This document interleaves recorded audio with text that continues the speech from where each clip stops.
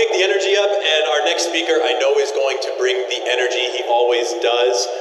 Not only is our next keynote the founding general partner of Blitzscaling Ventures, he literally wrote the playbook on scaling companies. He's the co-author of Blitzscaling, and he has been just a great friend of Blue Startups and East Meets West ever since he first came to the conference, I think 2 or 3 years ago, and he has just been coming ever since and supporting us and just been a really, really good friend, and we always see him when we go to the Bay Area, so please give it up for Chris Ye.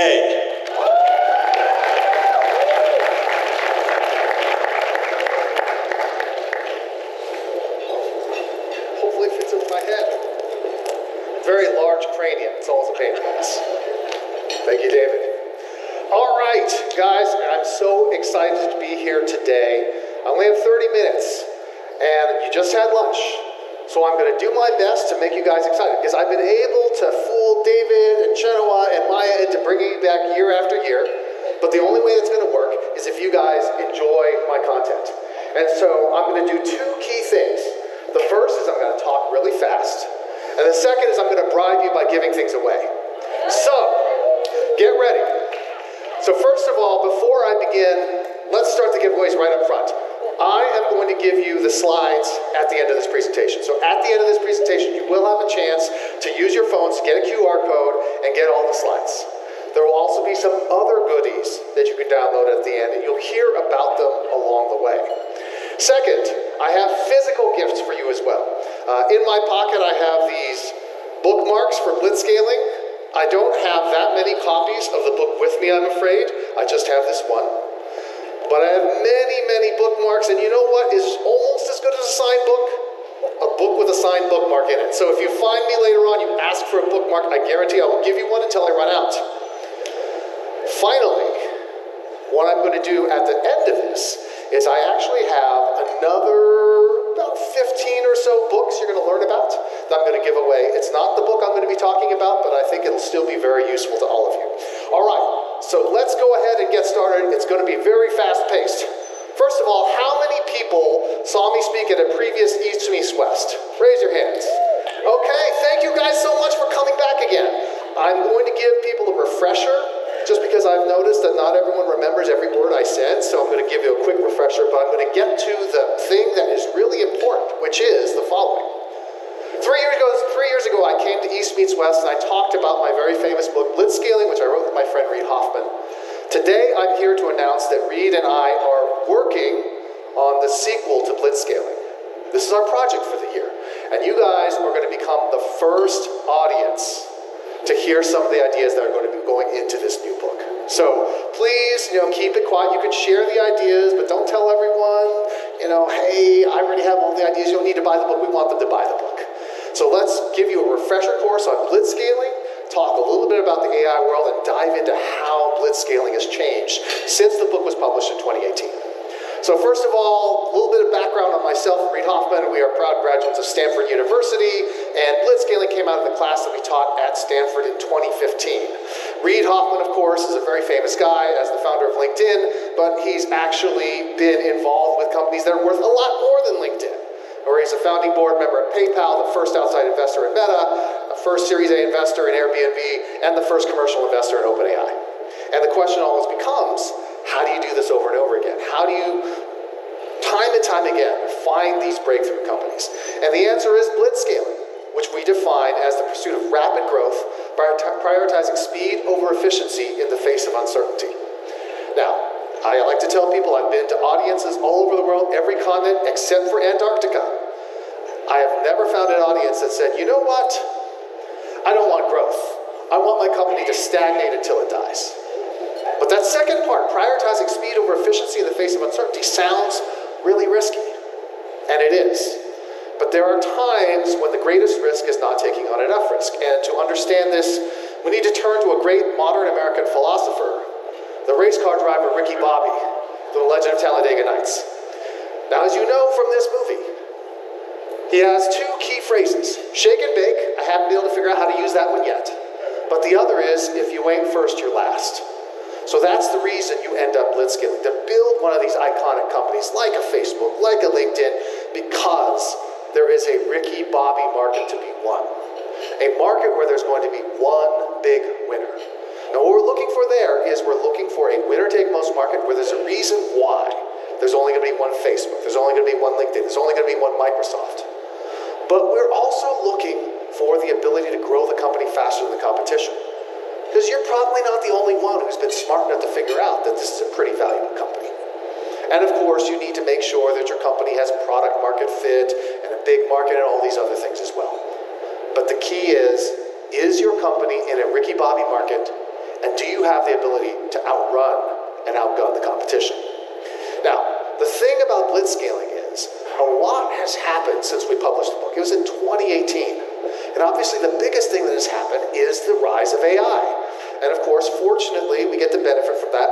Reed was the first investor in OpenAI, and in 2018, after we published the book, he told me, Chris, I think I'm going to go all in on AI. I remember thinking to myself, wow, maybe Reed's finally lost it. I mean, AI has been unsuccessful for decade after decade after decade. I better figure out, maybe there's another book we can write because I'm going to need some way of actually making a living here. Well, as usual, Reed was way ahead of us. And AI and the launch of ChatGPT in 2022 changed everything. But one of the things I often tell people is it's really important that you have to learn how to unlearn the lessons of your past successes to succeed in the new world. And so I'm going to share with you some of the mindset shifts for AI. Some of you may have seen this already, but hopefully they will lead directly into the changes we're making for blitzscaling. So first of all, mediocrity is now free. This is a quote from my friend who is the Chief Marketing Officer of MetLife, Michael Roberts. And he came up with this early on. He said, you know what? I told my marketing department, if you bring me marketing copy and advertising, if it's only mediocre, it better be free. Because we have ChatGPT, we can get that for free now. If you want to impress me, you got to bring me something good or great. And that is a huge change. For a long time, we could just turn the crank and make a living. No longer. We all have to strive for excellence now. The second thing is you need to forget about just building a 10x product. You build a 1000x product. How many people in here have played with a coding agent, whether it's Codex or Claude Code or even Claude Codework? All right. What has your experience been? Have you been able to do things not 10 times faster, but 100 times faster or 1,000 times faster? Yeah. In the technology industry, we're so used to thinking that a 10x product is good enough, but it's not anymore. You've got to figure out how you're going to be better than the competition. And that means thinking bigger. And here's the other thing. AI is great at execution. And historically, we paid people for execution. That's why we hired people to execute. But now that's free. Now what you have to provide is the intention, the guidance, the management. And that's important. But more important than any of that is the vision, the ability to think bigger. And so for all of you who are in the audience, those of you who are entrepreneurs already have this ability, but all of us, even the non-entrepreneurs, are going to have to think bigger and bigger and bigger. This also means that hiring great people is more important than ever. We've been told a lie about AI, which is that it is going to level the playing field. How many of you think AI magnifies the productivity of novices more than it magnifies the productivity of experts? Nobody, right? That's the big lie. AI demands the best people. You need to hold the line on quality more than ever before. And smaller teams are going to accomplish more than they ever could in the past. AI does not have a technology problem, it has an adoption problem. I saw how many of you use coding agents. That's really impressive. How many of you have members of your extended family or friends who are not in the technology agency industry who use coding agents? Just a few. Right? We are still super early. I think that there was a statistic somewhere that said only 12% of people had ever gone beyond just using a chatbot. We're still super early in this process, and what you have to think about as you're building these AI products is how can I get people to adopt these products? How can I make them simpler than ever before so people will try them? How can I make the value proposition super clear? And how do I hold their hands, if necessary, in order to get there? So I'm going to blatantly abuse my position as a speaker. So one of the examples I use for AI adoption is this company called Junova. I found out about it from my friend Hunter Walk. He's a great venture capitalist at Homebrew. He just posted it on Facebook. A friend of his built this. It's a lifestyle business that some dude vibe coded and maintains. And what it does is super simple. You sign up for it, you go ahead and forward the emails, or you give it the ability to connect to your email inbox, and it knows whenever you book a flight with any airline. And then whenever the price goes down, it gets you the flight credit automatically. I saw this in February, so I signed up for it. And in the first couple of months, it got me $2,286 worth of flight credits.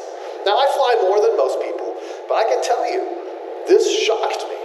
Right? This is a great example of something where the value proposition is so clear, where it's so easy to sign up that it just gets people to do it. And by the way, I included a QR code to sign up with my referral code, and you'll get an extra $25 if you do. So, I know I kid, but it is true that when you have AI products, the goal is not to tell people, oh my God, we've got AI. The goal is to make the value proposition so clear, so simple, so easy, that they absolutely think to themselves, I have to do this. Applying the Project Hail Mary principle. Now this I always remember because last time I talked about this, I told Sheraton, I called this applying the Armageddon principle. And I told her, how many people here have seen the classic movie Armageddon? So how many people have seen the classic movie Armageddon? Now, Genoa said, that's not a classic movie. And I said, Genoa, that movie came out in 1998. And then she face-palmed.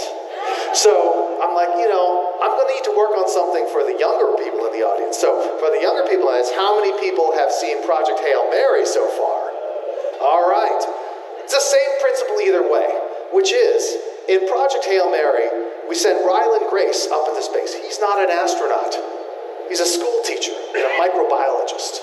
And you think to yourself, well, why on earth would we send a school teacher up into space? Why don't we have these astronauts? Why don't we have an astronaut that's trained on teaching and microbiology? And the answer is, the funny thing about AI is, of course, there's a tremendous amount of incredible science that goes into it. Engineering, giant towers of people at OpenAI, Anthropic, Google, doing all this stuff. But one of the things that they are missing is the business context. They don't understand the deep ways in which you actually create value. And so what the Project Hail Mary principle is you don't need to train your astronauts on, that is the AI developers, on how to build a business. You need to train the people in your business on enough of AI, again, not to build their own models, but enough of AI to figure out how to apply it and how to make it work. We have a technical advisor named Parth Patil. You can find him at parth.club online, P-A-R-T-H.club. And he did a workshop for us venture capitalists, not the brightest tools in the shed, on how to use AI. And he said, you know what? You guys are not ready for Claude Code, but you can use Claude Cowork. So I encourage people to do this, to start using AI. Even if you don't consider yourself an AI person, start using it, figure out how you can make your life better. Everyone's going to build their own software. How many people have vibe coded their own software at this point? All right, fantastic. By the time I'm here next year, it's going to be every hand in the room. And that's great, and that's incredible. But good software still requires expertise.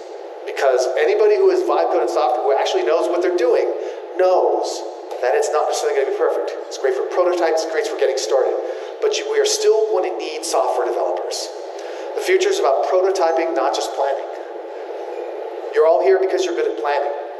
But AI is able to do things so quickly. We need to develop the prototyping mindset where we try something and we get feedback and then we go from there. We iterate in order to get to the best possible product.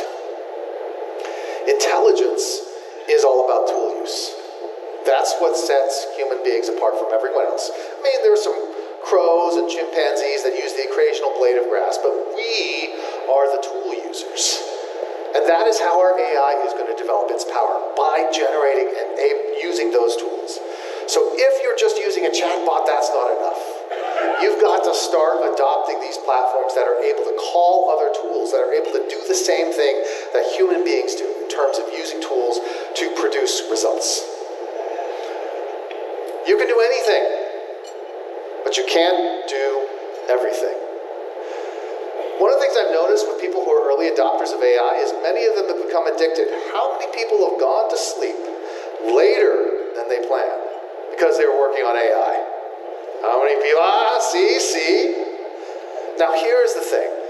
It is so tempting as you're using AI to think, oh my God, I can do so much more than ever before. I just need to not sleep just a little bit longer. I'm about to make this breakthrough. The fact is, it allows us to do so much, just like computers allowed us to do so much. But adding a new technology that increases our productivity does not alleviate the need to actually prioritize. In fact, that's one of the most important things you can do. Figure out what is important to you and prioritize that, because you can't do everything. And finally, this is the last general purpose one. Don't seek answers, seek understanding. This is the advice I give to the young people, and you can give it to your children, your grandchildren, or whoever else. AI is an amazing solution for getting answers. But if that's all you use it for, you're in danger of what they've now labeled cognitive surrender. When you go ahead and you trust AI so much to give you the answers, you lose the ability to get them yourself. The way to protect your children and grandchildren from this is to make sure that they don't just seek answers from AI, they seek understanding. They get the answer, sure, but then they ask, why is that the answer? What are the things that you considered? What are the criteria? You develop that deeper understanding that is so important to actually being able to leverage that AI in the future.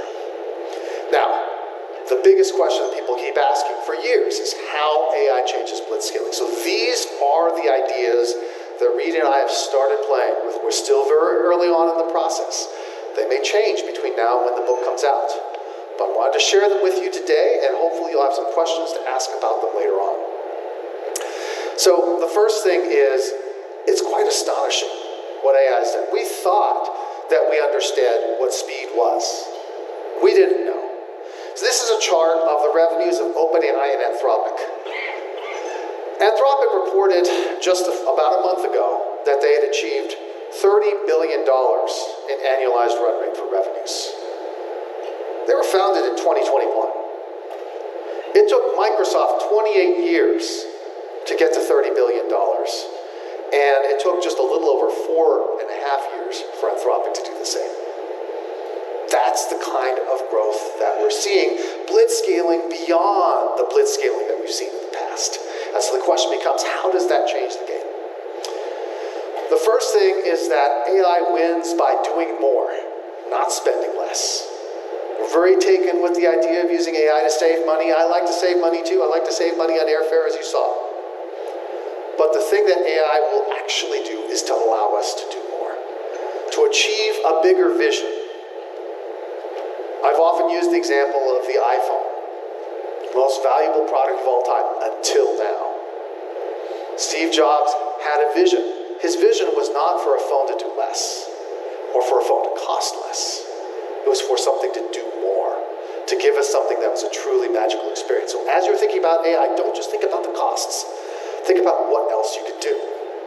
The second thing is AI is going to enable what I call atoms as a service. Now, we're all very focused on the world of bits because they're very easy, they're very clean, they're very scalable. And historically, when it came to blitzscaling, we always said hardware and dealing with stuff in the physical world is more difficult. But AI is starting to change that. AI, by being able to provide the cognitive labor to keep track of things, to do all the logistics, will enable more atoms as a service. And I predict that we are going to see more and more businesses that are intersecting AI and the real world in the future. AI agents are going to start driving the network effects. One of the big things we talk about in blitzscaling is the power of network effects, which drives these winner-take-most markets. If you think about the network effects for something like Airbnb, it's driven by the fact that you do a search, and you search through all these results, and you ultimately pick an apartment or a room to rent. So the network effect is driven by the fact that as a human being, for our convenience, we want to go to one place where we can see all the potential results. That's not necessarily the way that AI agents work. AI agents can search the entire web tirelessly. So what is going to drive network effects in the age of AI agents when all of us are using agents to do our shopping and searching for us? And the answer is, well, it's still going to be convenience. But the convenience for an AI agent is very different than the convenience for a human being. The convenience for an AI agent is going to be driven by the quality of the data feed, by the context, by the reliability. And so we're going to see new ways of generating network effects and building these enormous businesses. Own the data, because renting is hard. So you've heard over and over again since the era of big data began that data is enormously valuable. But the thing is, it's very difficult to rent out your data. If you rent out your data, people can copy it, people can process it, people can use it. So renting data is going to become something that people tend not to do. You've got to make sure that you own the data that you're going to be leveraging with AI. Don't count on getting it from someone else. Diamonds are forever, but revenues could be temporary. We started seeing this right at the beginning with AI. One of the first companies to get attention in the field of AI was a company called Jasper. Does anyone remember Jasper? A few folks? Jasper was a pioneering product for doing copywriting with AI. Now, are there still AI copywriting products? No, because those products are called ChatGPT, Claude, and Gemini. Jasper was a company that got to 100 million in revenues very quickly. And then they went down to almost zero revenues almost as quickly. AI is accelerating the company lifecycle. It may be that some of the biggest companies of today, maybe a Cursor, for example, will not necessarily be in that position 2 or 3 years from now. So as an entrepreneur, you've always had this assumption in your head, I'm going to build a business, it's going to last forever. Maybe the thing to do is to build a business that generates enormous profits for a couple of years. That's the way you're going to generate the revenue, because there's no guarantee these things are going to last forever. Don't just vibe code your product, vibe code your go-to-market. So I've heard from a couple of folks that they are now leveraging AI for their lead generation, for their go-to-market strategy. That's really good, because vibe coding is not just about building a product. As you heard when we talked about blitzscaling, product is only a tiny piece of the puzzle.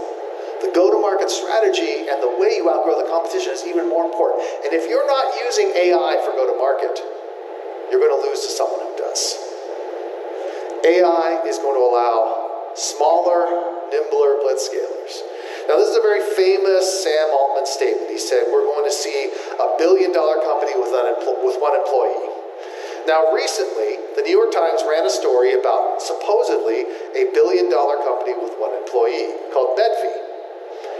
The bad news is it appears that the entire company is a scam because it offers prescriptions from doctors with names like Tucker Carlson with a Y, and so on and so forth. So maybe we haven't gotten to where Sam believes we're going to go yet.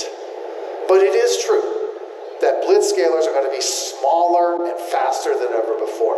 How many people think you can achieve more today with the number of people you have than you could 2 years ago, thanks to the adoption of AI? How many feel like they've improved that?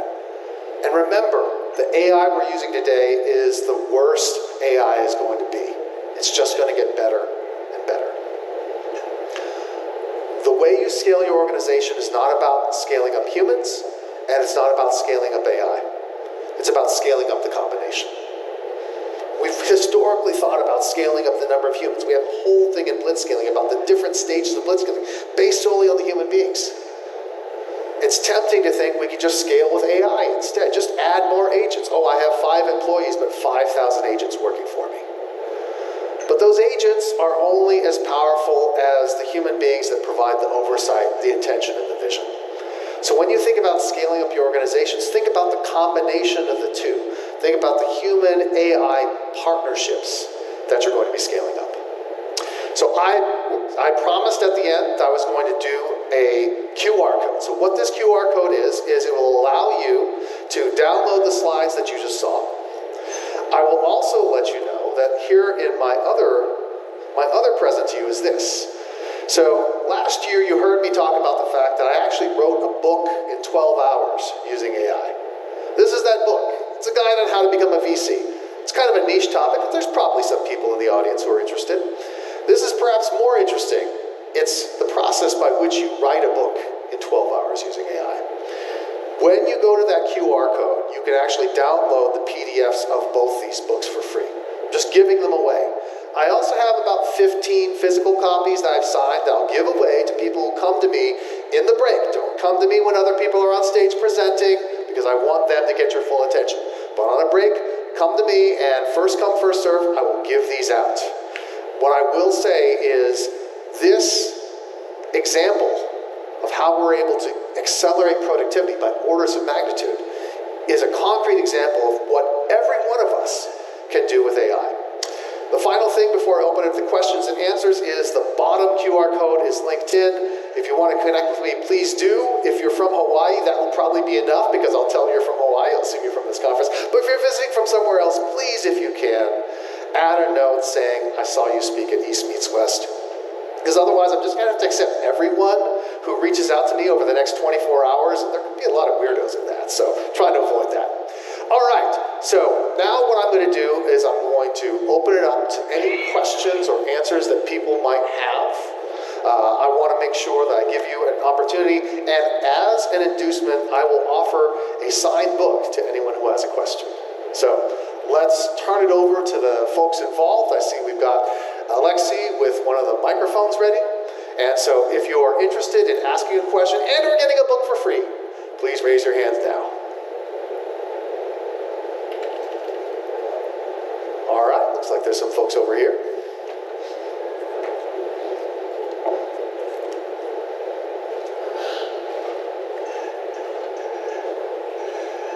So how long do you think this, the AI, I guess, innovation revolution is going to take before it becomes really mainstream? Like, we look at the revenue growth, but what's the time frame for it to become like a household where everybody in the house is using it?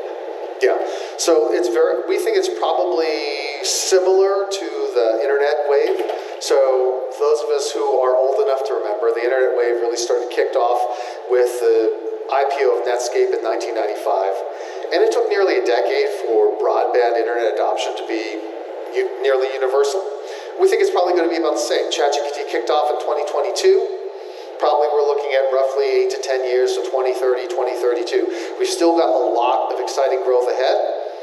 Perhaps some, scary things as well, but that's what I'm predicting. And which book would you prefer, by the way? VC. All right, great. Hey, Yes, Jasmine. Yes. Thank you very much. It was a very entertaining talk with a lot of great information. So do you think there'll be a day that we don't have to work anymore? And follow with that. Besides the free flight, app, do you have other favorite companies are you currently investing in? Yes. So the question is, will there be a time when we don't have to work? The Star Trek future, if you will. You just go to the replicator and say, tea, Earl Grey hot. I think that's far off in the future that I'm not going to have to worry about it. And again, one of the things that I firmly believe is that people feel the need to work. We had Tim Draper on stage earlier today. Let me tell you, Tim Draper does not need to work. Tim Draper has got multiple billions of dollars in Bitcoin alone. But he is still working harder than anyone you'll ever see because it is how he feels productive. It is how he derives meaning from his life.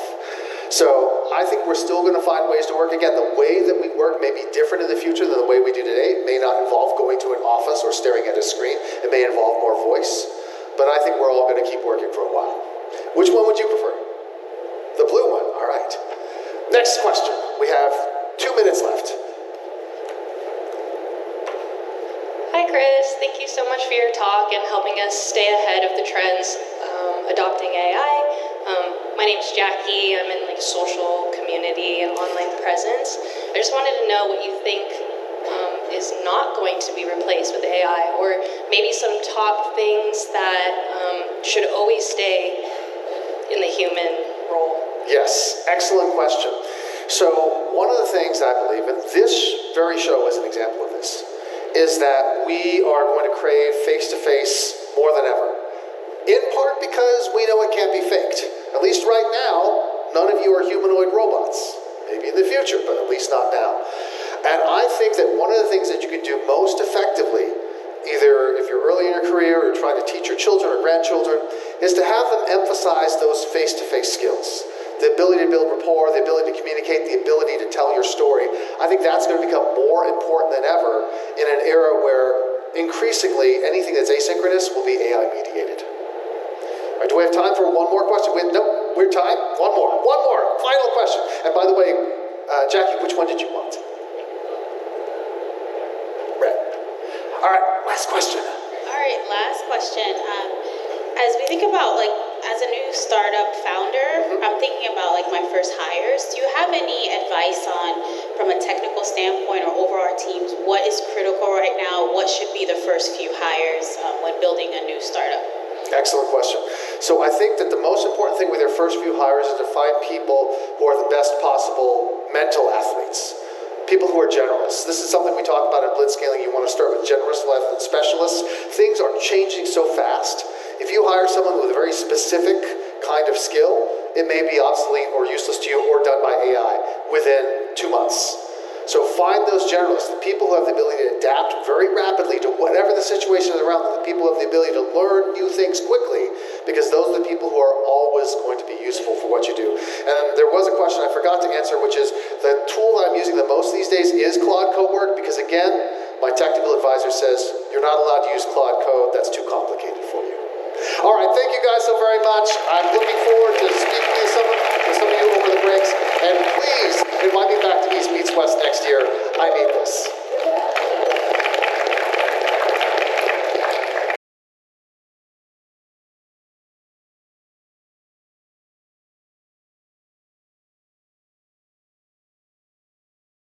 Aloha everyone, my name is Leah Safina. I'm a designer for Google's AR glasses that are coming out later this year. I also am a mentor with Blue Startups and an investor with Hawaii Angels. And if you've never heard of Hawaii Angels, we have a booth outside and we'll be happy to tell you a little bit more about it. It's my pleasure to introduce the next speaker who flew to us from London, all the way from London, 20 hours just to be here for you. He's been a partner at McKinsey for over 7 years, and believe me, this is the least interesting thing about him. But if you know a thing or two about McKinsey, they are so deeply embedded in the innovation field, and they have such deep knowledge about what's coming up for all the companies that they're not allowed to trade stocks. So you can imagine how much insider information this person had. Truly bringing the meaning of East Meets West here to the stage. He was born in Australia. He grew up in Papua New Guinea. He's currently living in London. He is a true designer. He represents design in many companies and in many events that normally do not even touch or think of design. So he wants to extend this innovation there. He has been working with AI and integrating AI systems for many, many years, even before we started talking about it. It is my pleasure to welcome to the stage Tey Bannerman.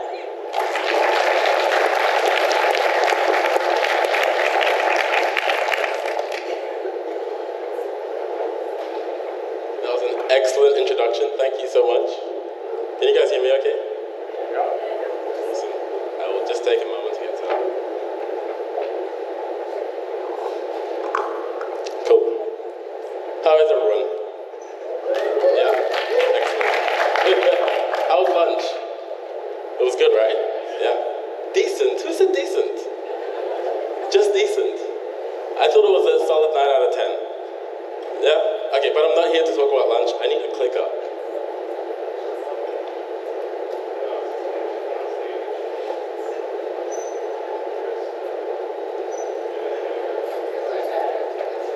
Oh, it's up here. Yeah. Cool. First of all, thank you for having me here. It's an absolute honor. I flew in from London 2 nights ago, and I'm flying back tomorrow. So it's a very short trip, but I'm hoping to be back next year as well. But everyone's been just so gracious. I mean, you guys are amazing. So first of all, round of applause to all of you. So Leah already introduced me, so I won't really touch on my kind of career much. But as she mentioned, I've been working in AI for almost 10 years now, helping big companies implement AI. That's been just a lot of my career, like combining the human side with the technical side. So that's really like the crux of what I do. But where we're going to start today is you all have cards on your tables. What I want you to do is grab a green card and a pink card each. Thank you. If you don't have enough on your table, there should be some on the empty tables.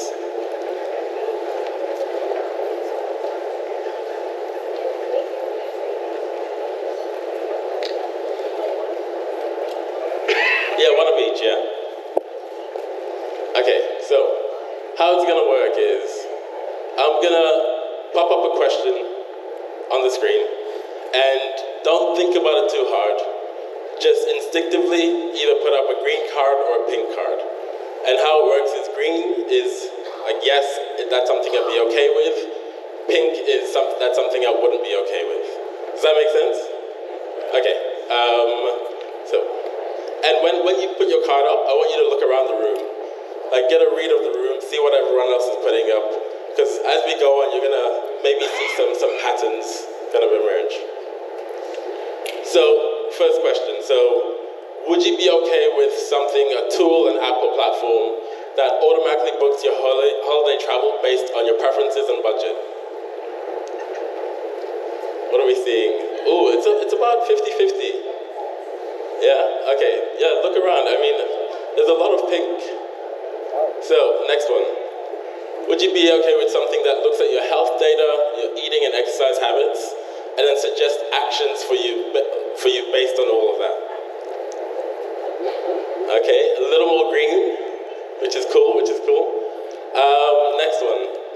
Would you be okay with something that looks at all that data but automatically sends it to your doctor or the healthcare system to help detect and prevent illness?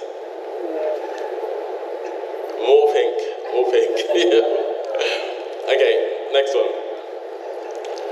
Would you be okay with something that checks your work emails and automatically sends replies to you in your voice based on everything you already know? So you don't know what's happening, it's just going through your inbox and automatically sending stuff for you.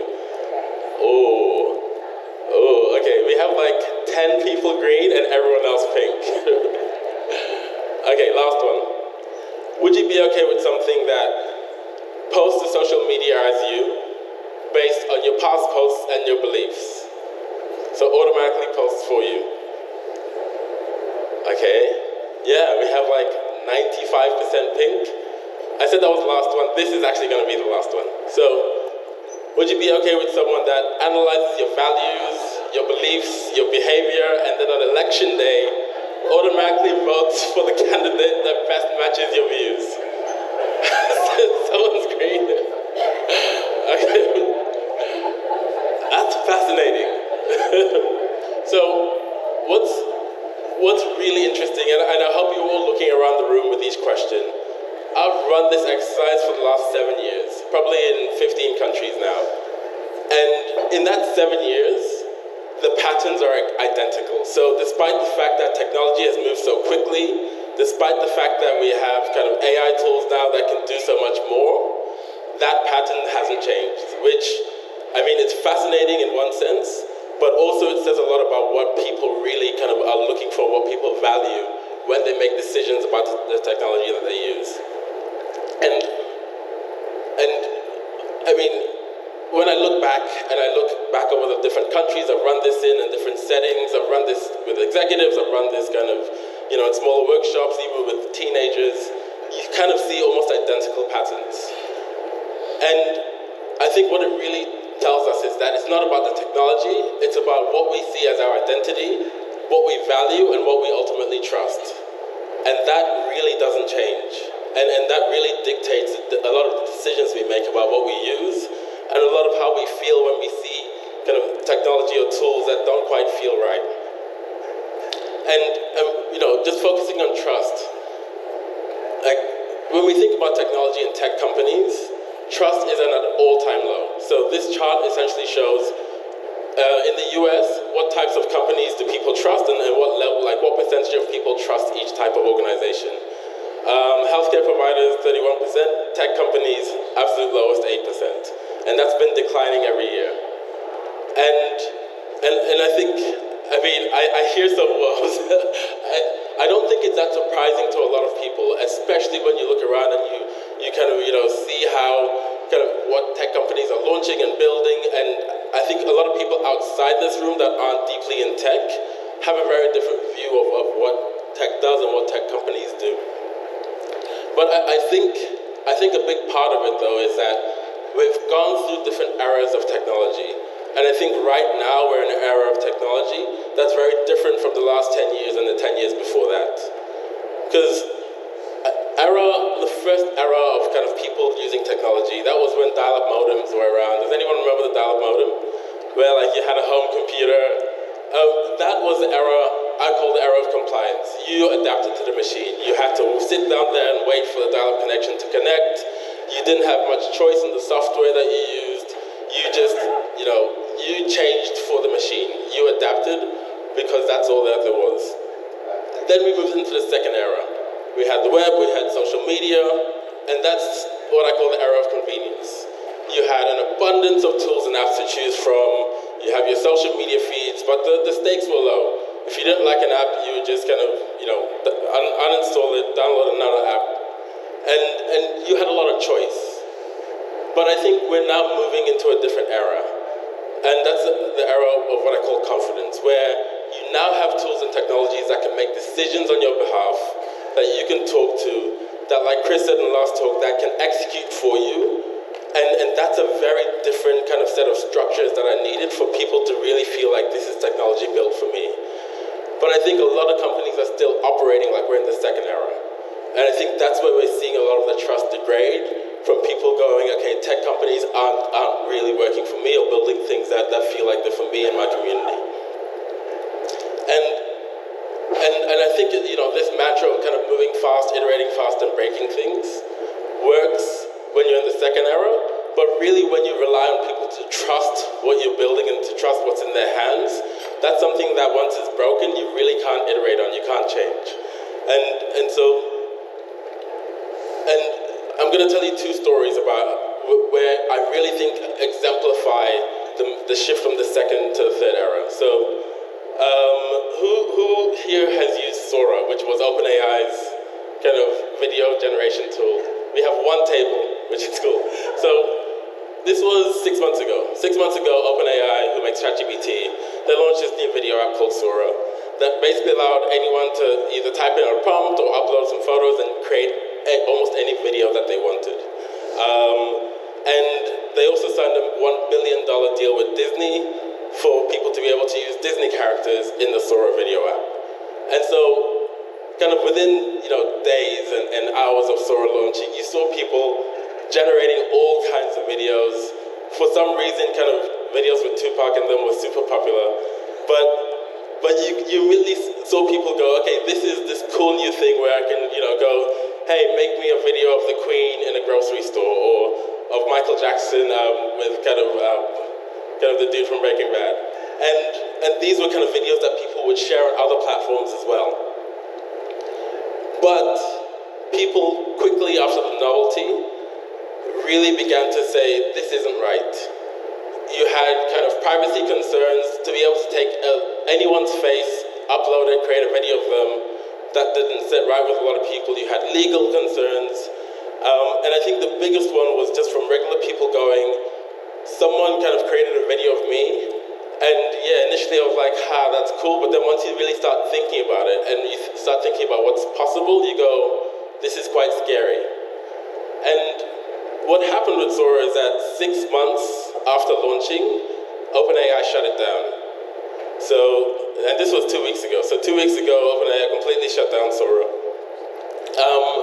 And they also canceled the $1 billion Disney deal. And what emerged was that they were spending $15 million a day to run and build Sora. They had a $1 billion Disney deal, and in 6 months, they completely shut it down. That was all gone. And I think this is a great example of a company who was almost kind of living in that second era and not really thinking, okay, how do we build something that people trust? And I think a lot of what kind of that second era exemplified was you build an impressive thing first, and then you figure out the human reality later. And I think with a lot of companies, that just doesn't fly anymore. That's not the way you can approach things anymore. Second example I'm going to give you. So about a year ago, I posted this on LinkedIn. This was kind of a piece of research that kind of I found and expanded on. And it's like the most engagement I've ever got with anything I've ever published. It was like, I think, 600 and something thousand people engaged with it. But what it essentially was a piece of research that showed, so along here is, so what you see is 107 different countries. And so this is something called the World Value Survey, where for every country in the world, they survey everyone and they understand what are the values that people in each country hold, and then they put that on a map. So, and then we looked at the common AI models, so OpenAI and the Anthropic models as well, and we tested them to go, what values do they hold? And almost every one of the most common AI models that people use held the same values, the values of Western, Protestant countries, you know, the UK, US, Germany, and didn't hold the values of essentially the rest of the world. And I think you can all start to see what's a little bit dangerous about a lot of the technology that kind of people build on, but that had a real practical implications for a lot of companies who weren't seeing this, who were building and launching stuff globally, but not really taking a pause to understand, is this really going to resonate with the right culture? And is this going to kind of lead us in situations that we haven't foreseen? And the biggest example of that was a company called Klarna. So Klarna, they do kind of payments, buy now, pay later. I think they're in the US as well. But they have over 100 million customers. I think they're in something like 30 countries. So they're a really, really big company with a lot of smart people, a lot of resources. And they were one of the first companies to say, hey, we're replacing all of our customer service with AI agents, where instead of people calling up and talking to a human, they can chat with something like ChatGPT, who kind of will resolve all their issues, who has knowledge of all their accounts, who has knowledge of all the knowledge base, and can resolve any issue. And they did this with a lot of fanfare. They basically said, hey, we just fired 600 people. And all the stats they came out with in the press release, they said, okay, we've launched this thing, it's already handling over 2 million conversations. We're kind of seeing these amazing kind of, stats like this 25% drop in repeat inquiries. And the press release also said, the numbers speak for themselves. This is the future, this is amazing, this is brilliant. This is what people want. A year later, they completely shut that down and reversed and said they're hiring back all the humans again. What they said at the time was it was because customers like talking to people. But what really happened in the background was essentially the chart I showed you before. So they had launched this thing, scaled across countries, but the reality of how people talk to each other is very different in each culture. And people's expectations of how they're treated by a company are very different in each culture. And so just kind of, a small example, I used to live in Germany. In Germany, people value efficiency. So when you call up customer service, if you can get your issue resolved as quickly as possible, to a German that's great. But in Japan, it's very different. In Japan, there's an expectation that the respect that you're shown when you cause a customer a hindrance, you're expected to deeply show that you appreciate the customer, and it's not about resolving things as quickly as possible and getting them off the line as quickly as possible. So very different set of outcomes, which you can't really train into a chatbot when you're just going, this is one language and this is another language. So you had this kind of world where kind of a really big company with really smart people had launched this thing and just didn't see the human side of what they were doing. And I think a big part of that is what companies typically measure. So this is what I imagine Klarna's dashboards look like. Everything was green. Average resolution time across the world was down, 2.3 million conversations. But what they weren't looking at was all the millions of customers that were now interacting with a machine instead of humans.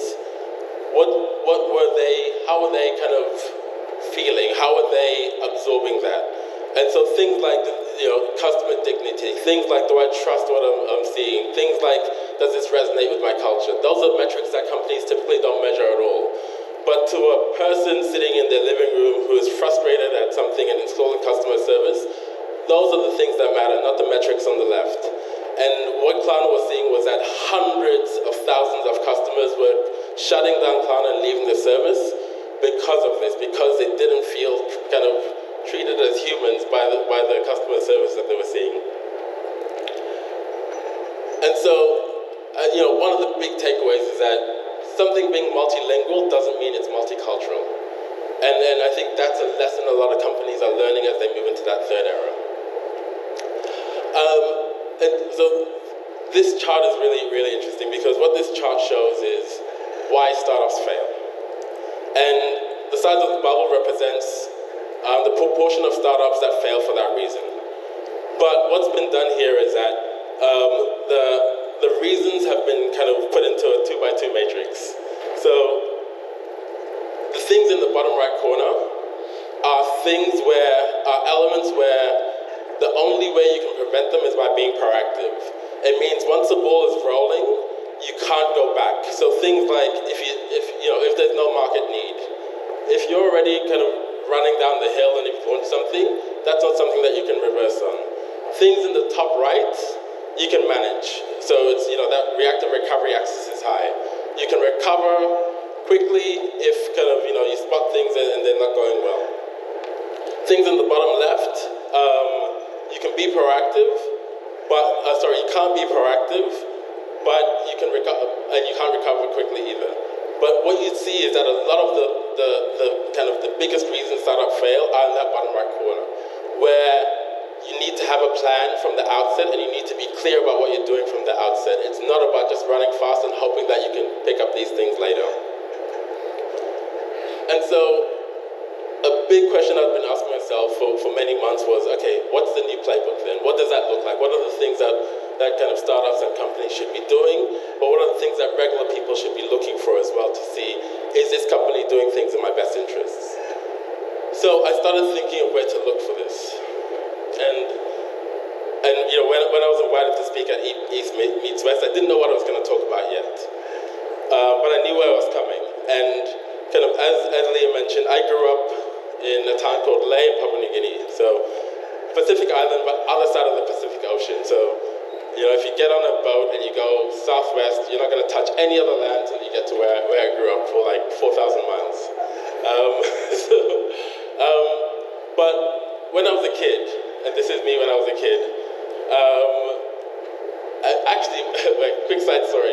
So when I was a kid, every car was a Toyota, like every other car was a Toyota. And then when I got to Hawaii, it was like, holy shit, every other car's a Toyota as well. So that red car, that was the first car I learned to drive in. That was my Toyota, and so it was just really cool seeing that when I got here.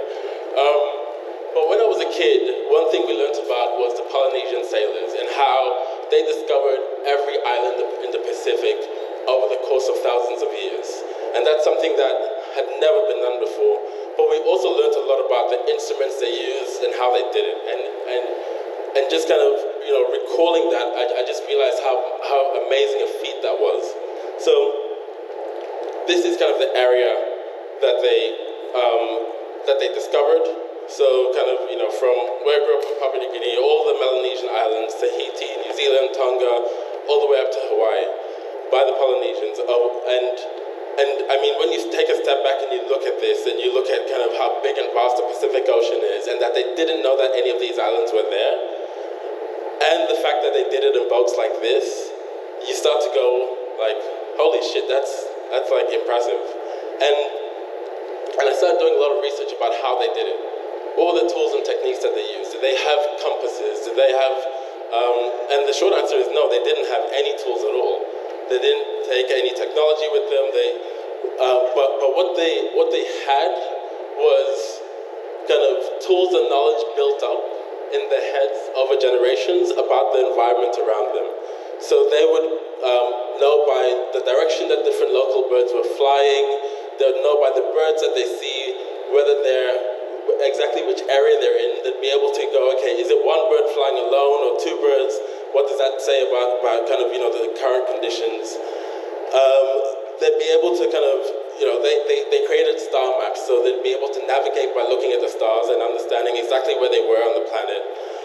And they created these kind of star charts. So this is one that kind of was recovered actually here in Hawaii, where kind of they'd orient themselves based on these incredible star charts, And these have been found in other islands, and they look slightly different based on the island because you orient yourself differently.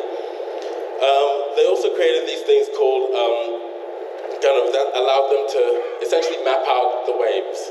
So to map out the ocean, and they didn't take this with them when they went out, but they would memorize these. And then so they would kind of hold this in their head, and so they essentially created maps of how the waves in the ocean moved. And that's what also allowed them to understand, okay, am I far from land, am I close to land, where exactly am I in relation to where I started? And when you think about how big and vast the ocean is, and someone's starting a journey, and this is all they see, and I think one of the most fascinating things that I discovered is they'd be able to lie in the bottom of a canoe and feel just by the rolling of the waves and the sound of the waves, they'd be able to know exactly where they were and how far away they were from land just from those motions. So they essentially developed this incredible technology, and I call it technology, to be able to navigate and kind of discover and map the entire Pacific.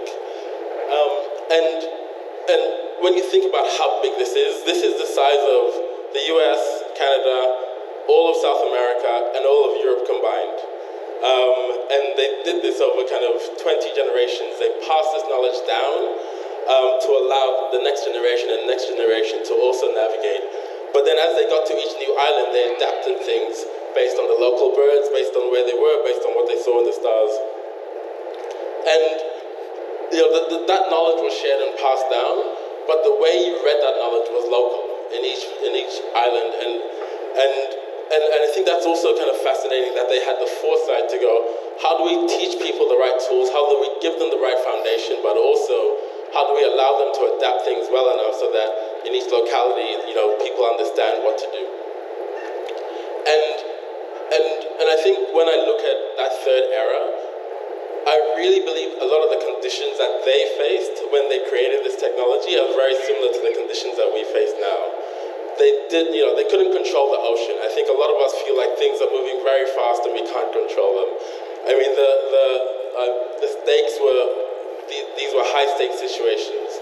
There was a lot of uncertainty, and so, what they ultimately kind of had to design for was trust. How can we design tools and technology that allow us to trust what we're doing and to allow us to see where we're going? And I think that's kind of perfectly mirrors what we're seeing now with that third era. And I think when I think back and look at kind of everything they achieved, again, I start to go, okay, what are the lessons that we can learn?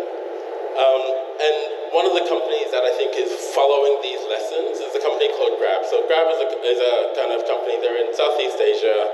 I think they're in 8 different countries. But Grab has grown very quickly.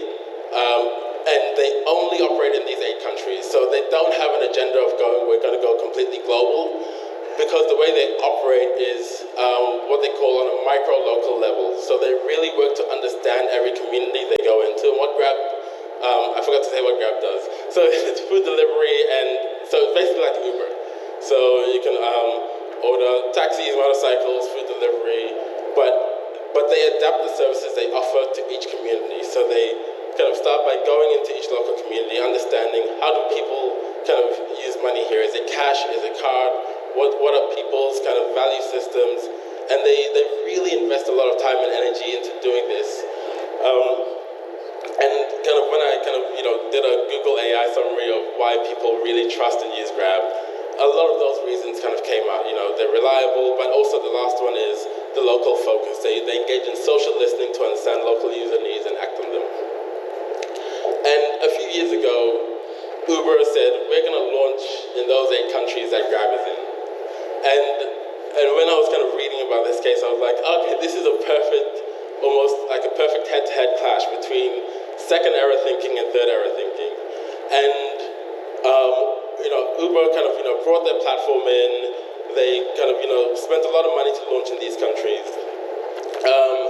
And I think one of the biggest telltale signs was the way Uber kind of did their mapping. They used kind of Google Maps. So you kind of go, okay, I'm going from point A to point B. It gives the driver kind of the Google Maps directions. But and that's the left side. So that's what Google Maps sees from above. The right side is what the reality on the ground was. You had these little alleyways, you had these kind of local shortcuts and side streets that only if you're a local you know that that's how to navigate the area. Grab realized this very quickly, and so they built something called Grab Maps, where they got local residents to essentially create maps of the routes that they use. They got kind of motorcycle riders, and because they realized this is the reality of how people live on the ground, not what people see from this, not what satellites see from the sky.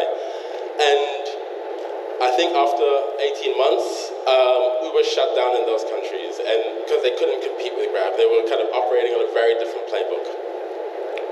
And so when I think about, okay, what are the principles of this new playbook? I think number one is that trust is your product. Like the product that you're building, what you're launching, what you're thinking about kind of putting out into the world needs to be built on a principle of will people trust this, and what does trust mean for the people that we're trying to serve.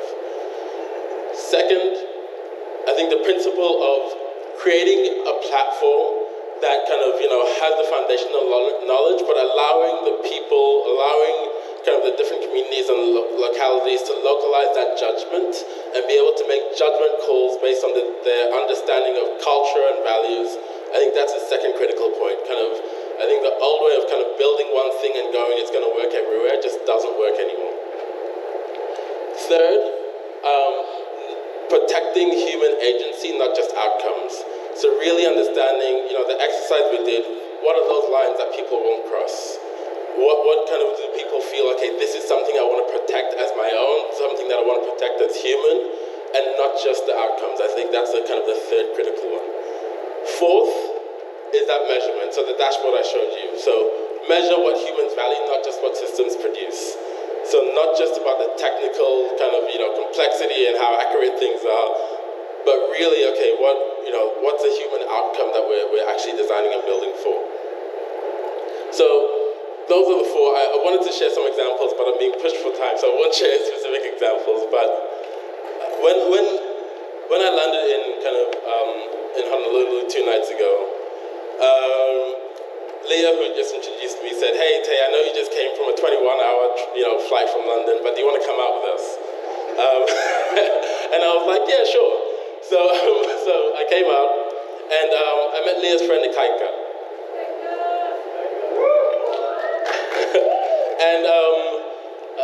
And Ikaika's brilliant. And I was having this deep talk with him, and he said, "Tey, have you watched Chief of War?" And I was like, "No, I haven't." He's like, "Tey, you need to watch Chief of War." And so when I got back to my hotel room that night, I started watching Chief of War. And it's incredible, it's brilliant.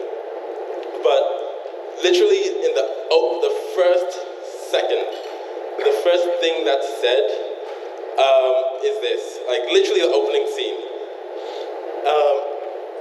And I kind of paused it because I was like, holy shit, this is all coming together, because one thing I've been thinking is, okay, the Polynesians had all this incredible technology that allowed them to essentially kind of map the ocean and discover all these islands, but what was the purpose?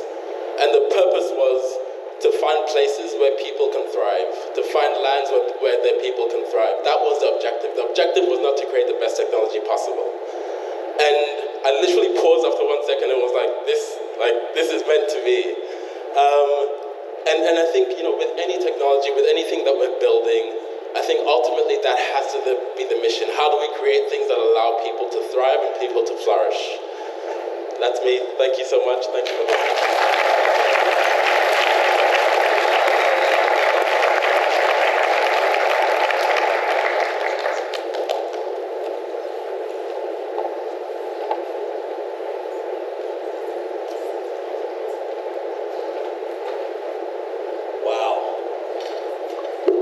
Wow, that was amazing, Tey. Thank you so much. Huge mahalo to Tey for flying all the way out here from London. Let's give him a huge round of applause. All right, next up, I'm going to welcome back our friend Brent Freeman. He's going to come back up to the stage. He's going to lead us in a little bit of centering, groundedness, meditation. After that, we're going to have a short break, and we're going to kick it off with the Startup World Cup